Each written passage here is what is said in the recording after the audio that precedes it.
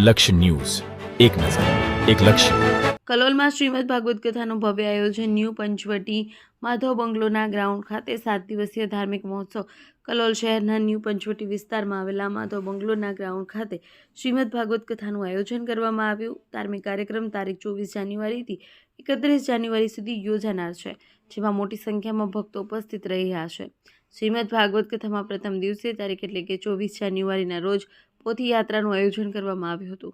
પવિત્ર પોથી યાત્રા યજમાન તરીકે ચંદનસિંહ વિજય બહાદુરસિંહ રાજપૂત તેમજ વાસંતીબેન રતિલાલ નાયક ઉપસ્થિત રહ્યા।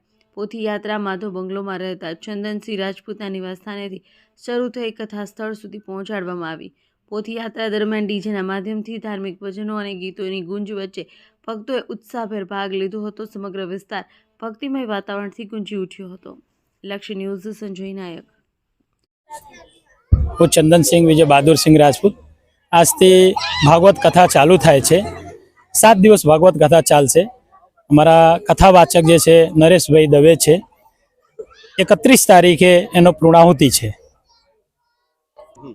અમારા ન્યૂ પંચવટી કલોલના છે। આ વિસ્તારમાં અમારા ટોટલ 50 સોસાયટીઓ છે। બધા સોસાયટીઓના સભ્યો આનો લાભ લેવાના છે।